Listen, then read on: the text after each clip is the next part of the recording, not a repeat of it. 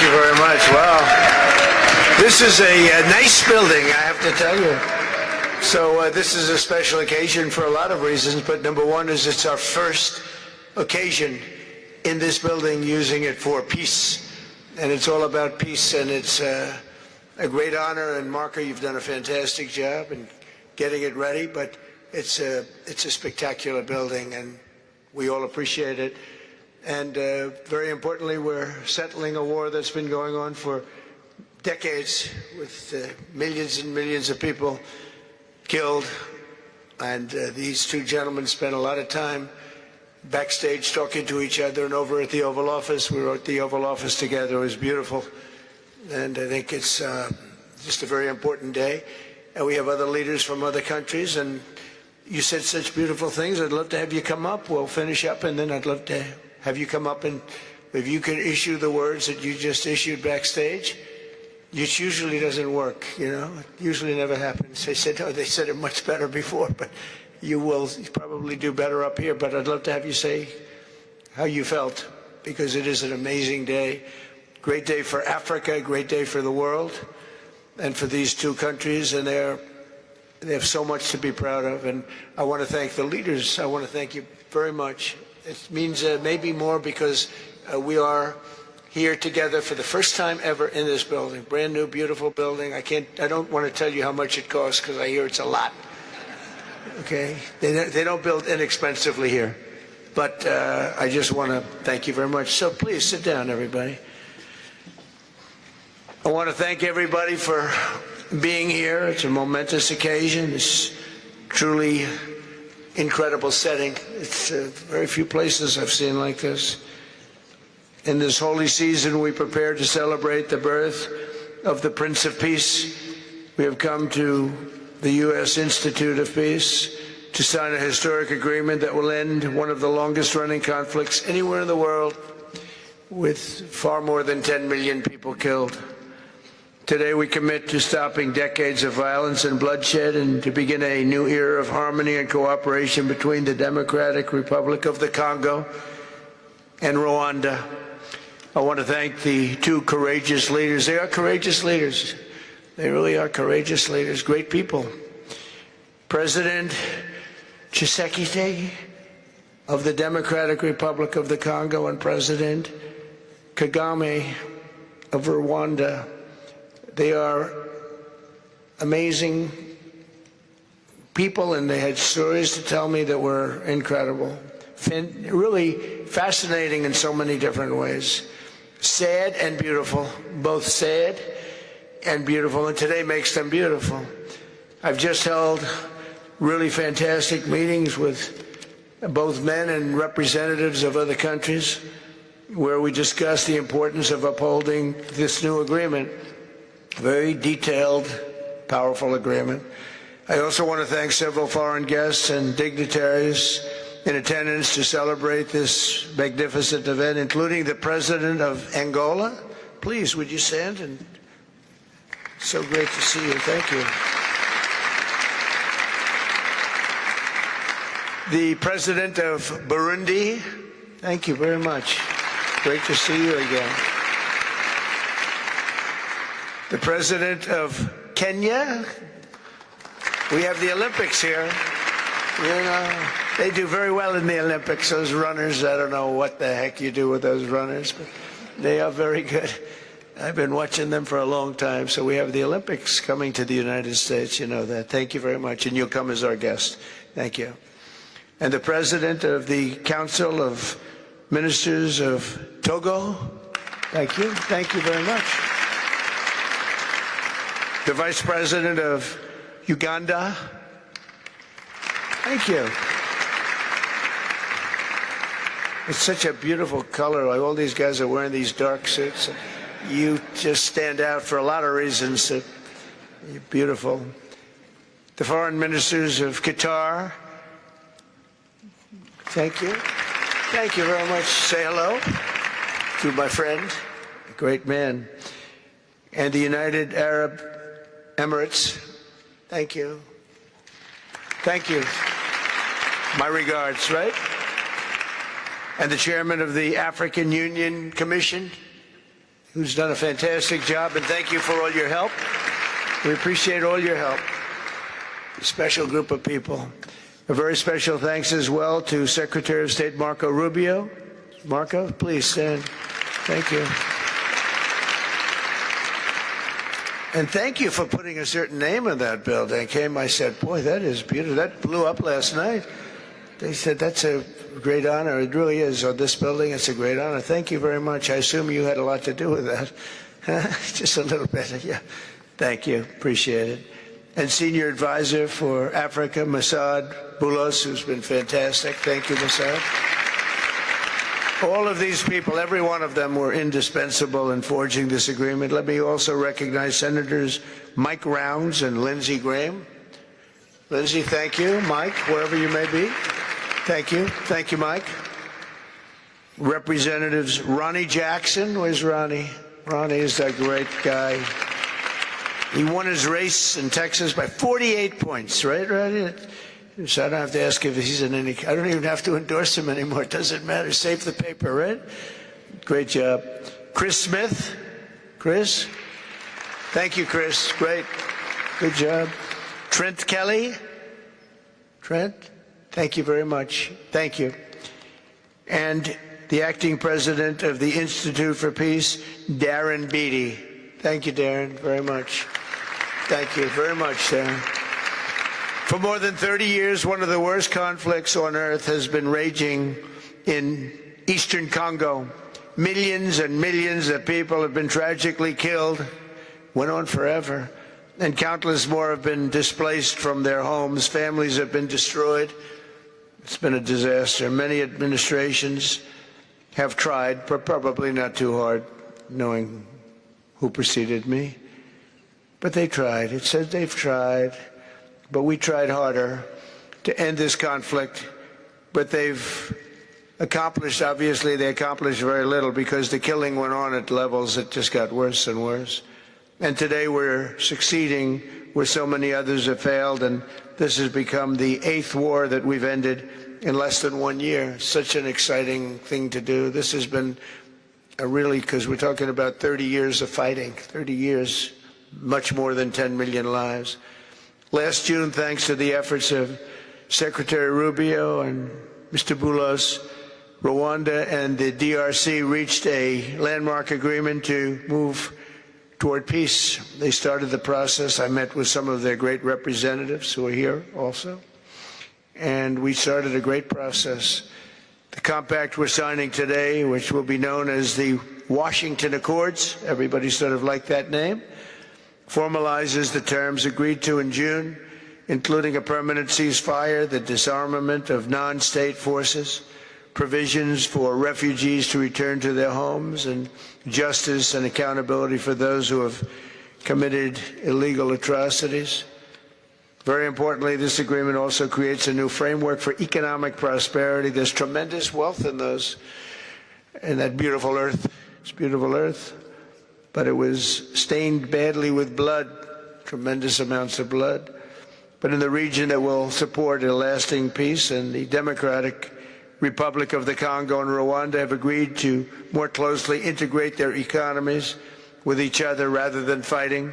And they'll be doing that. And these two gentlemen are very smart, and I think they liked each other a lot. I spent time with them.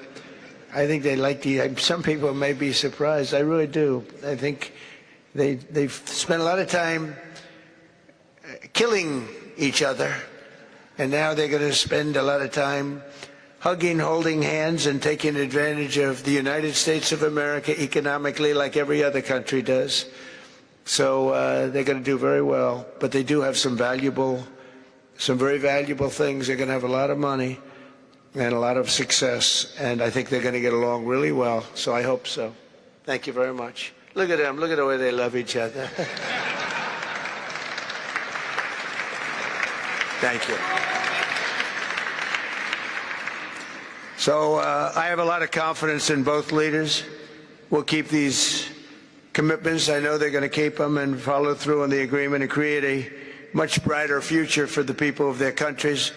And they're heroes within their countries because of today. And this is a big story. And So much is being written and said. All of the newscasts have it at the top of the list. And they are heroes, and we want to keep it that way. Today, the United States is also signing our own bilateral agreements with the Congo and Rwanda that will unlock new opportunities for the United States to access critical minerals and provide economic benefits for everybody.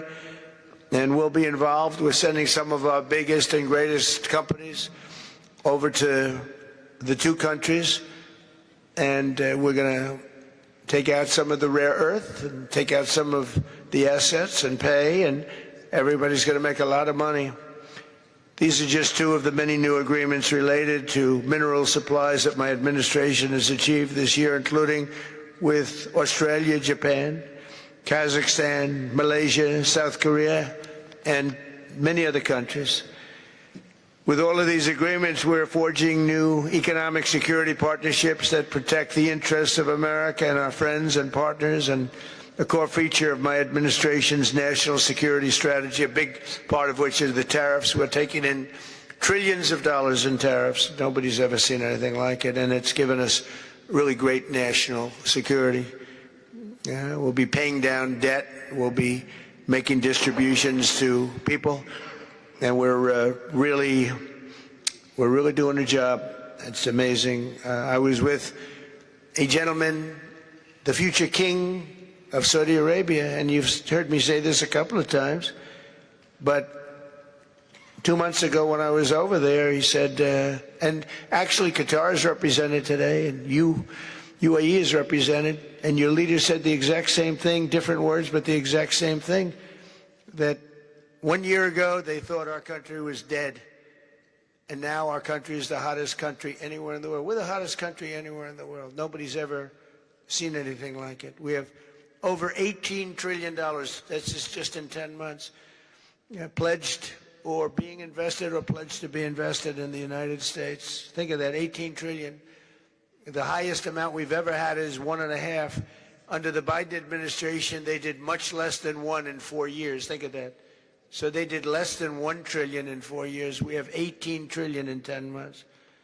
It's going to be much more than that, too. No other country in history has ever been close, no matter what country you pick. So I want to thank you again, everybody, for your great vision. And I want to thank the people, especially the people that we named. Some of the others that unfortunately we didn't name, we just couldn't do that.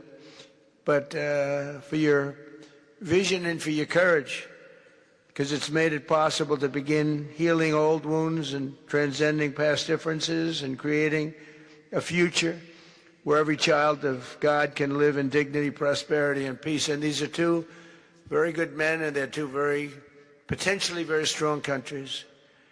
I'd like to now invite President Kagame to come up and say a few words. It's Rwanda. And then, if I may, President of DRC, who really is doing a great job. These are two men that are doing a great job. And again, they're so respected because of what they're doing today and the mission that they've really, I think, accomplished. And we'll see how it all works out, but I think it's going to work out really great. They want to get on to other ways of living for their people, and they're great leaders. Thank you very much. Please, Mr. President. Thank you. Thank you very much.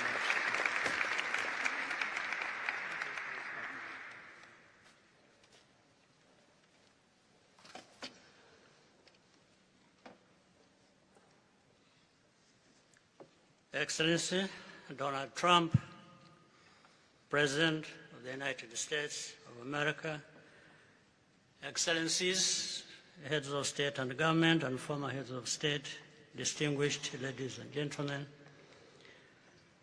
I want to begin with some words of thanks. First, to my fellow heads of state and government from Africa, your presence here confirms that these efforts enjoy the broad support necessary to succeed. I also thank Minister of State Kulaifi, representing His Highness Sheikh Tamim bin Hamad of Qatar. The role of Qatar has been absolutely central in getting us to this point. But of course, the biggest vote of thanks goes to President Donald Trump. No one was asking President Trump to take up this task. Our region is far from the headlines. But when the President saw the opportunity to contribute to peace, he immediately took it.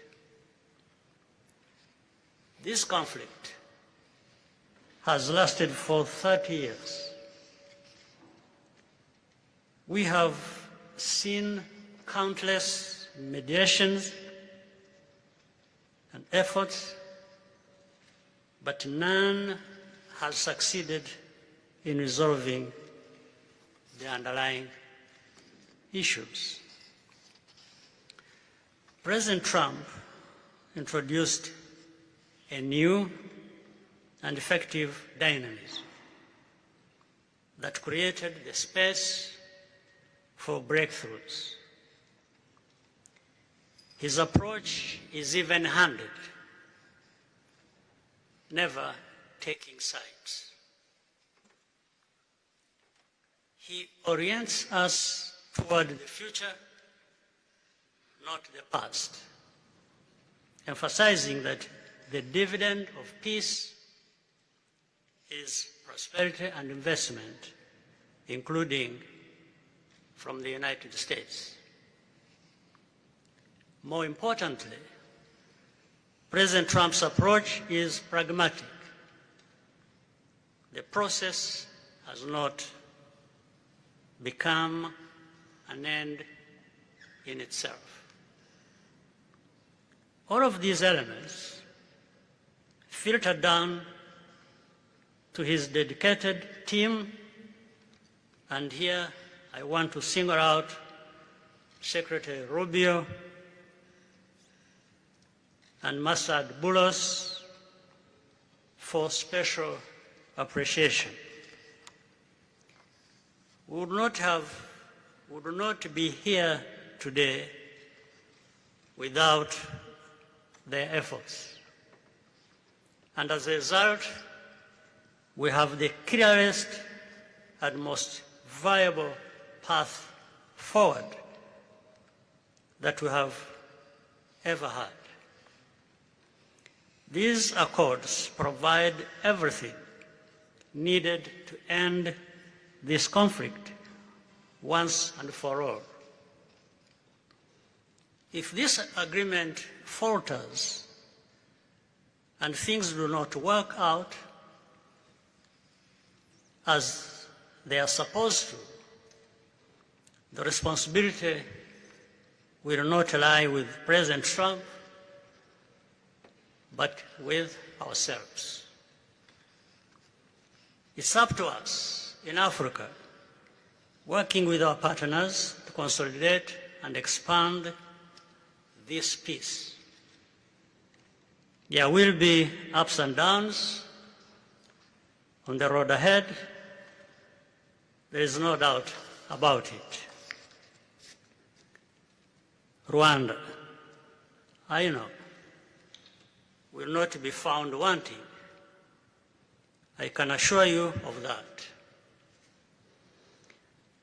Our only objective is and has always been for our country to be safe and secure after having endured so much tragedy. We now only want to look forward in a confident expectation of a prosperous and stable future. Mr. President, Excellencies, I thank you for your kind attention.